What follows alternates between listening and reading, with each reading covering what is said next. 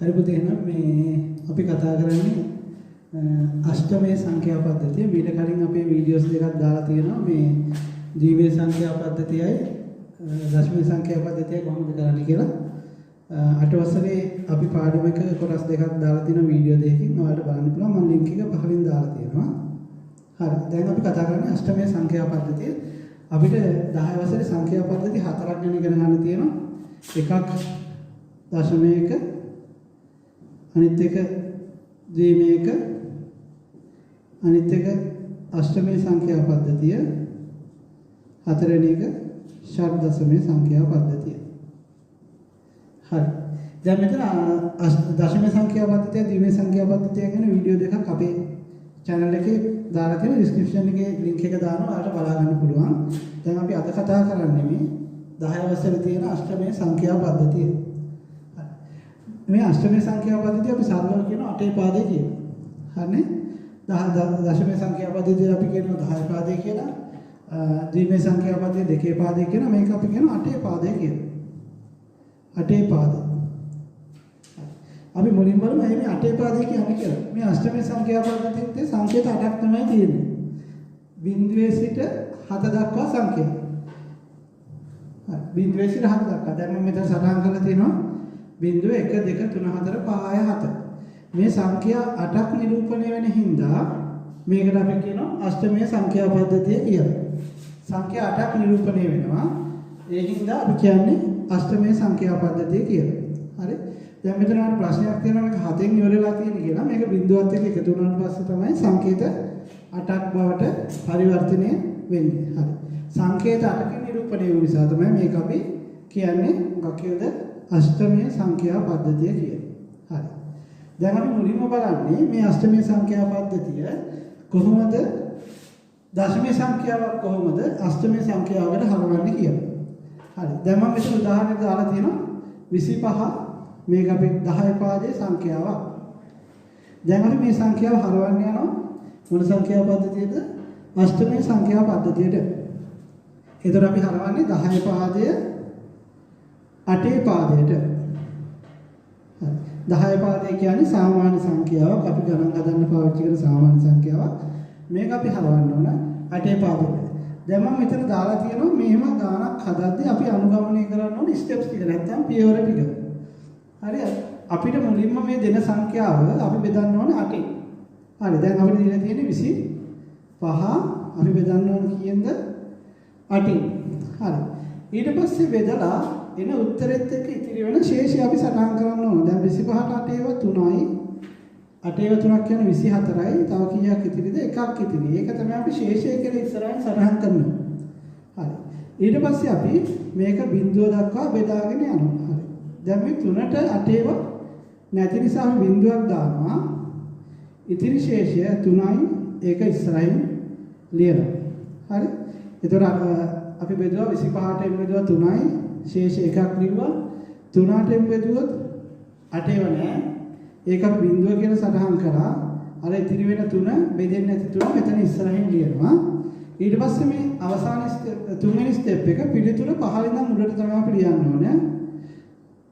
3 1 අන්තිමට අපි සටහන් කරන්න ඕනේ පාදය මොකද්ද කියලා. හරි. ස්ටෙප් 4යි. 10 පාද සංඛ්‍යාව වලින් 8ෙන් බෙදනවා. බෙදාගෙන ශේෂය සටහන් කරගන්නවා. අපිට අන්තිම උත්තරේ පහළ නම් උඩට ලියා ගන්නවා. ඊට පස්සේ පහලින් 8 කියන පාදය සටහන් කරගන්නවා. හරි. අපි බලමු මේ ගණන් 10 දශම සංඛ්‍යා අෂ්ටම සංඛ්‍යා ගැන තව උදාහරණ ටිකක් හදලා බලමු. හරි. පුතේ අපි මේ තව උදාහරණ දෙකක් බලමු. දශම සංඛ්‍යාවක් කොහොමද අෂ්ටමයේ සංඛ්‍යාවක් කරන්නේ කියලා. හරි. දැන් මම මෙතන දීලා තියෙනවා 35 කියන සංඛ්‍යාව 10 පාද සංඛ්‍යාවක්. මේක අපි හරවන්න යන්නේ කීයේ පාදයටද? 8 පාදයට. හරි. දැන් අපි අර අනුගමනය කරන පියවර හතර අනුගමනය කරන මුලින්ම මේ සංඛ්‍යාව 8ෙන් බෙදනවා. අපි 8ෙන් බෙදනකොට මේක 35ට 8 4යි. ඉතිරි වෙනවා තව 8 4ක් කියන්නේ 32යි. තව 3ක් ඉතිරි වෙනවා. ශේෂය ඉස්සරහින් ලියනවා. හරි. ඊට පස්සේ අපි මේ 4 8ෙන් බෙදනවා. 4ට 8 නැහැ. ඉතිරි වෙන 4 බෙදුම් නැති 4 අපි ඉස්සරහින් ලියා ගන්නවා. හරි. දැන් ඔන්න පළවෙනි ස්ටෙප් දෙක කළා. 35ට බෙදුවා 4යි ශේෂය ලිව්වා 4 බිඳුව ඉතිරි 4 ලිව්වා. ඊට පස්සේ අපි මේ පිළිතුර පහළ ඉඳන් ඉහළට ලියන්න ඕනේ. එතකොට අපි 4යි 3යි කීය පාදයේද 8 පාද. හරි. තුන්වෙනි උදාහරණයට යමු. දැන් මම දීලා තියෙනවා 29 10 පාද සංඛ්‍යාවක්. මේක අපි හරවන්න ඕනි 8 පාදයට. මුලින්ම අපි 29 බෙදන්න ඕනි 8ෙන්. හරි. 8 ඒවා 3ක් තියෙනවා 29ට. 8 වරක් 3 24යි. තව කීයක් ඉතිරිද? 5ක් ඉතිරි. ඊට පස්සේ මේ 3ත් අපි 8ෙන් බෙදනවා. 3 බෙදෙන්නේ නැහැ 8ෙන්. එතකොට බෙදුන්නේ නැති ශේෂය අපි 3යි කියලා ඉස්සරහින් ලියා ගන්න. හරි. එතකොට දැන් අපි ස්ටෙප් දෙකක් කළා 8ෙන් බෙදුවා ශේෂය සටහන් කරගත්තා. පිළිතුරු ලියන්න කොහෙන්ද කොහෙද? පහළ නම් උඩට 3යි 5යි පාදේ කීයද? 8 පාදේ. මේ විදිහට තමයි අපි දශමයේ සංඛ්‍යාවක් අෂ්ටමයේ සංඛ්‍යාවක් බවට හරවගන්නේ. අපි ඊළඟට බලමු අෂ්ටමයේ සංඛ්‍යාවක් මේ වගේ සංඛ්‍යාවක් කොහොමද ආයේ දශමයේ සංඛ්‍යාව බවට හරවගන්නේ කියලා. හරි එහෙනම් අපි මේ දැන් ඉගෙන ගන්න මුලින් ඉගෙන ගත්තා මේ දශමයේ සංඛ්‍යාවක් කොහොමද අෂ්ටමයේ සංඛ්‍යාවක් කරන්නේ කියලා. දැන් අපි ඉගෙන ගන්න යන්නේ දැන් අපිට දීලා තියෙන අෂ්ටමයේ සංඛ්‍යාව ඒක අපි කොහොමද ආය දශමයේ බවට හරවගන්නේ කියලා. හරි. දැන් අපි ඉස්සෙල්ලා කරේ 10 පාද සංඛ්‍යාව 8 පාදයට හැරෙවුවා. දැන් අපි කරන්නේ අපිට 8 පාද එකක් දුන්නොත් කොහොමද 10 පාදයට හරවන්නේ කියලා කරන විදිය. හරි. දැන් මම මෙතන දීලා තියෙනවා 2 3 8 පාදයට කියන සංඛ්‍යාව. හරි. දැන් අපි මේක හරවන්න යනවා 10 පාදයට. ඒ කියන්නේ සාමාන්‍ය සංඛ්‍යාව පාඩ. ඒතකොට අපි මේ සංඛ්‍යාව පොඩ්ඩක් දුරින් ලියාගෙන අගට ලියනවා 8 බිඳුවෙනි බලය. ඒ කියන්නේ අග සිට බලයන් පිළිවෙලට ලියන් වෙනවා. මෙතනට ලියනවා 8 පළවෙනි බලය. මෙතන තව සංඛ්‍යාවක් තිබ්බනම් අපි 8 දෙවෙනි බලය කියලා ලියා ගන්න ඕනේ. හරි. දැන් අපි දන්නවා ඕනම සංඛ්‍යාවක බිඳුවෙනි බලය 1යි කියලා. 8 බිඳුවෙනි බලය 1යි. 8 පළවෙනි බලය කියන්නේ 8 ගුණ කරන්න ඕනේ 1කින්. කීයද 8යි. 8 දෙවෙනි බලය කියන්නේ 8 වර්ගය නැත්නම් 8 ඒවා දෙකක් 67යි. ඔන්න 8 පාදේ බලයන්ගේ වටිනාකම් ටික ගත්තා. හරි. දැන් මෙතන 8 බිඳුවෙනි බලය කීයද? 1යි. 1 වැඩි කරනවා ඉහළ තියෙන සංඛ්‍යාවෙන්. ඒ කියන්නේ 3ෙන්. ඇයි මම මෙතන 1 ගත්තේ? මෙතන 8 බිඳුවෙනි බලේ වටිනාකම 1 නිසා 1 වැඩි කරන උඩ තියෙන 3ෙන්. හරි. එකතු කරනවා. මෙතන තියෙනවා 8 පළවෙනි බලය. 8 පළවෙනි බලය කීයද? 8යි. 8 වැඩි කරනවා උඩ තියෙන 2කින්. හරි. මෙතන 8 වරක් 2 16යි. මෙතන 1 වරක් 3 3යි. හරි. එතකොට 16යි 3යි එනවා කීයද? 19ක්. මේක තමයි මේක ඇවිල්ලා 10 පාද සංඛ්‍යාව. ඒ කියන්නේ අපි 8 පාද සංඛ්‍යාව දැන් හරවගත්තා 10 පාද සංඛ්‍යාවකට. ඔයාලට ඕන නම් මෙතන 10 පාද කියලා දක්වන්න පුළුවන්. 10 පාද කියලා දක්වුවා කියලා වැරද්දක් නෑ. මොකද මේක සාමාන්‍ය සංඛ්‍යාවක් නිසා. හරි. ආයෙ පොඩ්ඩක් මුලින්ම බලන්න. සංඛ්‍යාව දුරස් කරලා ලිව්වා. බිඳුවෙනි බලය පළවෙනි බලය කියලා බලයන් ටික ලියාගත්තා. මෙතන 8 බිඳුවෙනි බලය 1යි. ඒ හින්දා 1 වරක් 3 වැඩි කළා.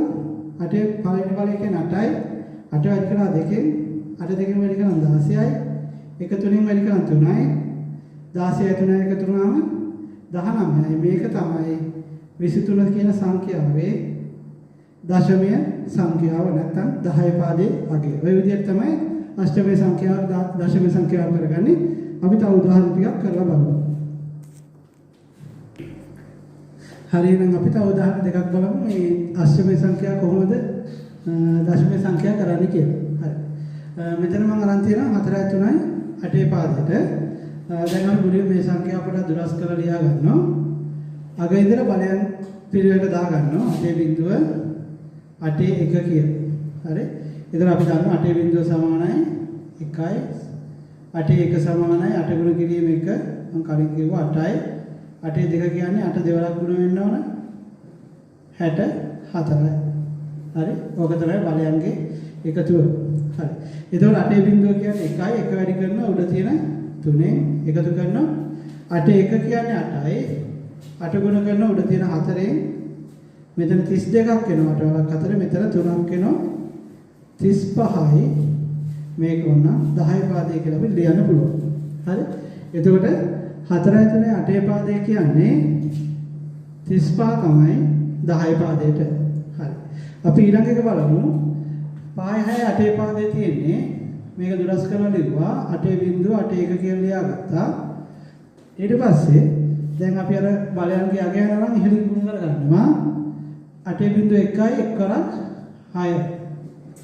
ඊට පස්සේ 8 8යි 8 වරක් උඩ තියෙන 5න් හරි 8 වරක් 5 40යි 1 වරක් 6යි. එතකොට එනවා 46යි කීය පාදයේද 10 පාදය. මේ තියෙන්නේ මේ අෂ්ටමයේ සංඛ්‍යාව දශමයේ සංඛ්‍යාව කළාම උත්තරේ. මේ තියෙන්නේ මේ අෂ්ටමයේ සංඛ්‍යාව දශමයේ සංඛ්‍යාව කළාම තියෙන උත්තරේ. හරි. අපි ඊළඟට බලමු අෂ්ටමයේ සංඛ්‍යාව කොහොමද? ද්විමේ සංඛ්‍යාවක් නැත්නම් අටේ පාදය කොහොමද දෙකේ පාදයට හරවගන්නේ කියලා. හරි. අපි දැන් කතා කරන්නේ මේ අෂ්ටමයේ සංඛ්‍යාව කොහොමද ද්විමේ සංඛ්‍යාව කරන්නේ කියලා. අපි මුලින්ම කතා කළා මේ දශමයේ සංඛ්‍යාව අෂ්ටමයේ සංඛ්‍යාව කරන විදිය. ඊළඟට කතා කළා ආය අෂ්ටමයේ සංඛ්‍යාවක් අපි කොහොමද අනිත් පැත්තට දශමයේ සංඛ්‍යාව කරවන්නේ කියලා. ඊළඟට අපි කතා කරනවා දැන් මේ අපිට දීලා තියෙන අෂ්ටමයේ සංඛ්‍යාවක් අපි කොහොමද ද්විමේ කරන්නේ කියලා. ඒ කියන්නේ අටේ පාදය කොහොමද දෙකේ පාදයට හරවන්නේ කියලා සරලව. හරි. දැන් අපි කරන්න ඕනේ මේ සංඛ්‍යාව පොඩක් දුරින් ලියා ගන්න. දැන් මෙතන අපි දන්නවා මේ දෙකේ පාදයේ බලයන්ගේ වග වලට මතකයි. දෙකේ බිඳුවෙනි බලය 1යි. දෙකේ පළවෙනි බලය කියන්නේ දෙක වැඩි කිරීම 1 2යි. දෙකේ දෙවෙනි බලය දෙක වැඩි කිරීම 2 4යි. දෙකේ තුන්වෙනි බලය දෙක තුන් වතාවක් 8යි. දෙකේ හතරවෙනි බලය දෙක හතර වතාවක් 16යි. හරි. එතකොට ওই විදිහට තමයි දෙකේ පාදේ ගුණිතය එන්නේ. දැන් මෙන්න මෙතන 8 කියන සංඛ්‍යාව හැදලා තියෙන්නේ දෙකේ කීවෙනි බලයෙන්ද දෙකේ තුන්වෙනි බලයෙන්. ඒ කියන්නේ දෙකේ තුන්වෙනි බලය තමයි සමාන වෙන්නේ 8ට. හරි. මේ නිසා අපි හැම සංඛ්‍යාවක්ම ලියන්න ඕනි ද්විමේ සංඛ්‍යා තුනක් විදියට. ඒ කියන්නේ මේ සංඛ්‍යාවත් ද්විමේ සංඛ්‍යා තුනක් විදියට හැදෙනවා. මේ සංඛ්‍යාවත් ද්විමේ සංඛ්‍යා තුනක් විදියට හැදෙන්න ඕන. හරි. දැන් අපි දන්නවා දෙකේ බිඳුවෙනි බලය 1යි, දෙකේ පළවෙනි බලය 2යි, දෙකේ දෙවෙනි බලය 4යි. 8ට කලින් එන ද්විමේ සංඛ්‍යා ගුණාකාර 3 තමයි අපි ගන්නෙ. එතකොට අපි මෙන්න මේ 1යි 2යි 4යි කියන එක අග ඉඳන් පිළිවෙලට ලියා ගන්නවා එක අංකයක් යටින්. මේ අංකය අනුත් අපි කියනවා 1යි 2යි 4යි කියන එක. හරි. දැන් ඔයාලට ප්‍රශ්නයක් තියෙනවා මේක 1යි 2යි 4යි කියලා අපි කොහොමද ලියන්නේ කියලා. මෙන්න මේ සංඛ්‍යා තුන එකතු කළාම එනවා අගය කීයක්ද? 7ක්. හරි? 7ක් විදියට තමයි එන්නේ. ඒ කියන්නේ මේ සංඛ්‍යාව 7ක් කියන්නේ අපි දන්නවා අෂ්ටමයේ සංඛ්‍යා පද්ධතිය කියන්නේ බිඳුව ඉඳන් කීය දක්වා සංඛ්‍යා නිරූපණය වෙන සංඛ්‍යා පද්ධතිය බිඳුවෙන් ඉඳලා 7 දක්වා. මෙන්න මේ නිසා තමයි අපි මේ පළවෙනි අවස්ථාව 3 විතරක් ගන්නෙ. අපි 8 කියන අවස්ථාව ගන්නෑ. මොකද 8ට කලින් 7 කියන අංකෙන් හැම වෙලෙම අෂ්ටමයේ සංඛ්‍යා අවසන් වෙන නිසා. හරි. දැන් අපි ලියාගත්තා 1 2 4 කියලා මේක යටින් ලිව්වා. 1 2 4 කියලා මේක යටින් ලිව්වා. හරි. දැන් අපි බලන්න ඕනේ මෙන්න මේ 3 කියන ඉලක්කම මේ තුන් දෙනාගෙන් කොහොමද හැදෙන්නේ කියලා. 3 හැදෙනවා 2යි 1යි. එතකොට අපි හැදෙන පාවිච්චි කරන අංකයේ කෙලින් 1 දාලා පාවිච්චි නොකරන අංකයේ කෙලින් බිඳුව දානවා. හරි. දැන් 2යි 1යි 3යි පාවිච්චි වුණ හින්දා 1 දානවා. ඊට පස්සේ 2 හැදෙන්නේ මෙතන අංක 2කින් තමයි 2 හැදෙන්නේ. ඊටු 2 අවශ්‍ය නැති හින්දා බිඳු 2ක් විදිහට අපි දානවා. හරි. ඊට පස්සේ අපි කරන්නේ මේ ලැබෙන ද්විමේ අංකයන් 6ම එකක් විදිහට අපි ලියනවා. ලියලා මෙතන යටින් සටහන් කරනවා පාදය කීයද කියලා. එතකොට අපිට අවශ්‍ය නම් මේ බිඳුව ඉවත් කරන්නත් පුළුවන්. තිබ්බා කියලා ප්‍රශ්නයක් නෑ. මේක තමයි 2 3 8 පාදයේ කියන සංඛ්‍යාව ද්විමේ සංඛ්‍යාවක් කළාම ලැබෙන පිළිතුර. හරි. අපි මුලින්ම මොකද කරන්නේ? සංඛ්‍යාව දුරින් ලියාගත්තා. 8 පාදයේ බලයන් තුන, ඒ කියන්නේ 8 පාදයට කලින් තියෙන බලයන් තුන 1 2 4 කියන දෙකේ පාදයේ ගුණිතයන් තුන ලියාගත්තා. මේ සංඛ්‍යාවන්නුත් 1 2 4 කියන ලියනවා. ඊට පස්සේ මේ උඩ තියෙන සංඛ්‍යාව හැදිච්ච විදිය අපි පහලින් හදා ගන්නවා. හරි. 2යි 1යි 3යි මේ සංඛ්‍යා දෙක අපි යොදා ගන්න හින්දා 3 හැදෙන්නේ. මෙතන 1 යොදාලා පාවිච්චි කළ නොකර 4 කෙලින් බිඳුව දානවා. ඊට පස්සේ 2 අපි හදන්නේ 2 අංක 2කින් හැදෙන නිසා එයා කෙලින් 1 දාලා මේ 4 1 කියන පාවිච්චි නොවුන නිසා අපි බිඳුව දානවා. දාලා මේ ද්විමේ සංඛ්‍යා 6 එකක් විදියට දාලා මෙතන පාදය කීයද කියලා සටහන් කරගන්න. ඕක තමයි අටේ පාද එක දෙකේ පාදයට හරවන ක්‍රමය. අපි ඊළඟට මේ අෂ්ටමේ සංඛ්‍යා දීමේ සංඛ්‍යා කරන තව උදාහරණ දෙකක් බලමු. එතකොට ඔයාලට හොඳට තේරෙයි. හරි එහෙනම් මේ අපි දැන් බලමු තව උදාහරණ දෙකක් අෂ්ටමේ සංඛ්‍යාවක් කොහොමද දීමේ සංඛ්‍යාවක් කරන්නේ කියලා. අපි මුලින්ම පැත්තකින් සටහන් කරගමු. දීමේ සංඛ්‍යාවල ගුණිතයන්ගේ අගය 2.1යි 2.1